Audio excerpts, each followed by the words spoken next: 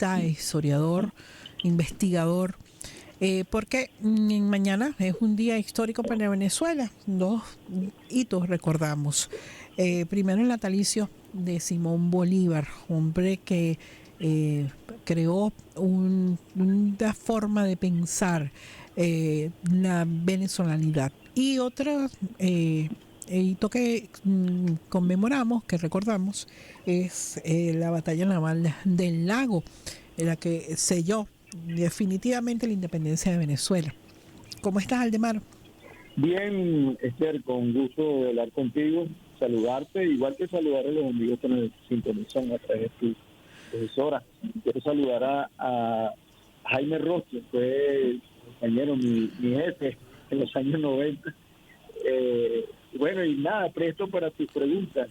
Bueno, comencemos por hablar de Simón Bolívar, cuya figura, pensamiento, memoria ha sido, yo creo que la mayor reivindicación que Hugo Chávez ha hecho, que es de la figura de Simón Bolívar. Y siempre hay polémica alrededor de él, comenzando porque cuando se hizo la reconstrucción, de acuerdo a todos los estudios que se hicieron en el momento que se exhumaron sus restos, pues la imagen de Bolívar no era la imagen mantuana que se esperaba. Uh-huh. ¿Aló? Sí, te escuchamos, Aldemar. Bueno, ¿quieres que mi opinión sobre eso? Claro. Sí. Ok. Bueno, sí, es cierto lo que tú dices, la polémica sobre la figura de Bolívar, bueno, incluso desde la fisonomía, ¿no? Sus rasgos personales que fueron descritos por muchos autores, ¿no? O sus compañeros, como lo hizo Liari, entre otros. Pero yo creo que lo importante en el caso de Bolívar es que, oye, esta visión o estas narraciones sobre el Bolívar militar o el estadista, que casi siempre es lo que nos muestra la historiografía tradicional, pocas veces vemos al Bolívar cultural, ese Bolívar que fue hecho sujeto pueblo, que se mimetizó con los sentimientos y la espiritualidad de un pueblo, que todavía lo canta, lo baila, lo discute, lo hace suyo, ¿no? Pero que sobre todo tiene memoria. Quiero recordar en este momento, a propósito que tú me hablas de la semblanza de Bolívar, uno de sus dibujantes y acompañantes en momentos cruciales, como fue José María Espinosa, un dibujante, pintor colombiano, que fue soldado y fue asistente inmediato de Bolívar y que lo dibujó muchas veces. Recordemos aquel Bolívar que pocas veces aparece que fue dibujado por José María Espinosa con sombrero de cogollo. Incluso hay una narración del mismo José María Espinosa sobre esos procesos que él vivió con Bolívar. Es interesante buscarlo como libro, es una memoria de José María Espinosa. De manera que sí, Bolívar sigue y seguirá siendo polémico, en tanto que incluso ahora en estos momentos, o más bien desde hace algunos años, se han posicionado portales, sobre todo desde Colombia y Perú, en el que, bueno, critican a Bolívar, lo califican de autoritario, de dictador, que es y lo otro. Resulta que Bolívar fíjate, nosotros estamos hablando de él, y cosa más, no, que estamos hablando de un Bolívar que está en lo cotidiano de nosotros. Creo que fue un hombre que se convirtió en un símbolo, y al convertirse en un símbolo, se ha convertido en una estructura cultural que nos llama y nos dice todos sus textos, su pensamiento crítico en torno a la monarquía, en torno a las desviaciones en la corrupción, en torno a los deseos, anhelos de un pueblo que no solamente es el venezolano, es el pueblo de Colombia o el pueblo latinoamericano, todavía están presentes. Aquello de la suma, seguridad, felicidad y estabilidad política, como propósito de gobierno, está vigente. Eso no ha perdido vigencia. De manera que Ahora, yo tenemos creo un que uno Bolívar. de los aspectos más importantes del pensamiento bolivariano es la creación original de una nueva institucionalidad, una nueva cultura política en este lado del mundo. Yo creo que se comienza a definir o a perfilar eso en la Carta de Jamaica,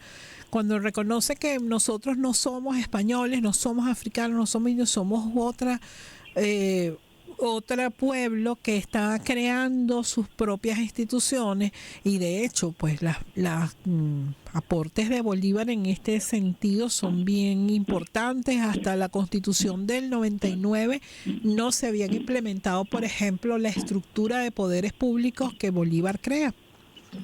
Correcto, no, exactamente, fundamentado en los principios republicanos, que aún son vigentes o están vigentes. Quizás por eso y por algunos otro pensamiento de orden prospectivo que Bolívar visionó, uno dice Bolívar, pero realmente se trataba de la expresión de un momento histórico que trascendió su propio tiempo, trascendió el siglo XX y aún está vigente.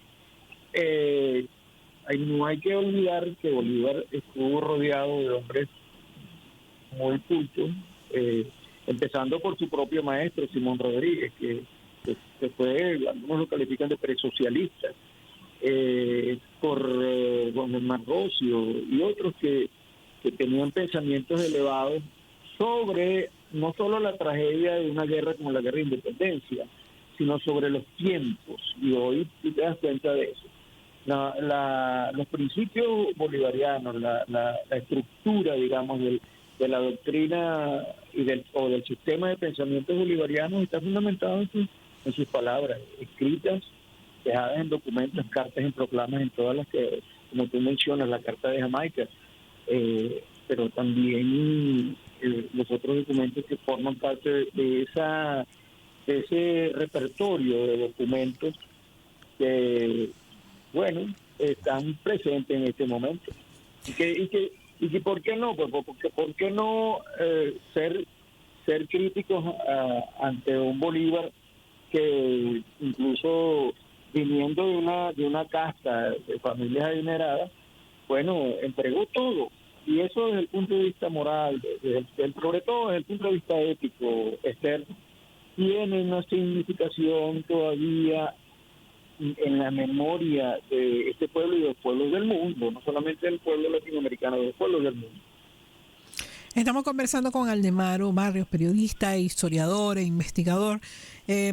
Quisiera también tu comentario sobre el otro aniversario que también estamos recordando mañana 24 de julio, que es la batalla naval del Lago, que reivindicaban en los últimos años realmente, porque siempre hablábamos de la batalla de Carabobo como la última batalla, la que selló la independencia, pero la batalla naval del Lago ocurre ya 3 años después de la batalla de Carabobo, y es donde realmente se culmina esa guerra tan cruenta, tan prolongada que fue la guerra de independencia de Venezuela.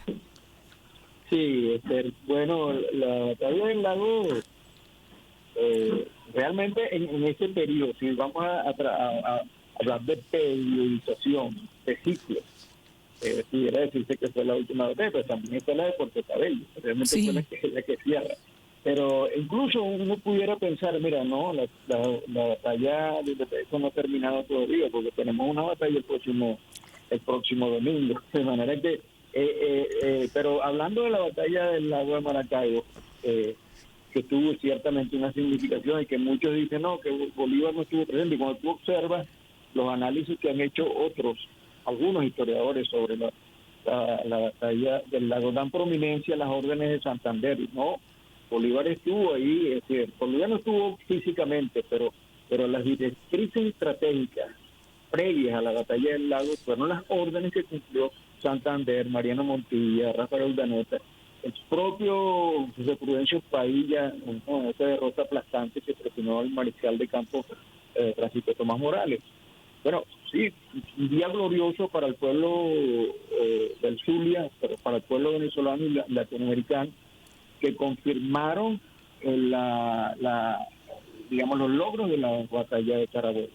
Pero que, fíjate bien, tiene otra dimensión, porque pocas veces se nos habla de la guerra marítima. Ujú. Y ese es un aporte que creo que es importante porque sin la guerra naval, sin las batallas en el mar, que por cierto, y hay que decirlo, participaron cerca de más de 1.000 marines norteamericanos que vinieron con los corsarios.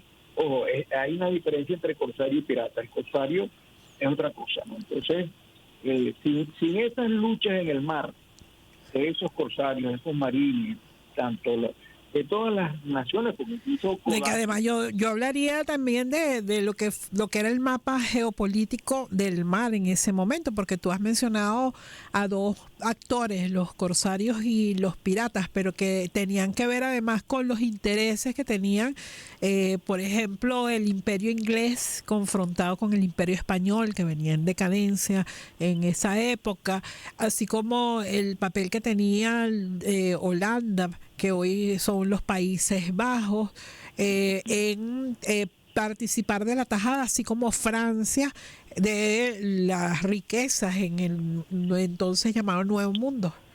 Pero no, incluso Italia, Sí. porque sí, no, y los grandes comerciantes de Pensilvania, que necesitaban un comercio más dinámico que más allá de los convenios que había hecho los Estados Unidos a través del acuerdo Onís-Adams,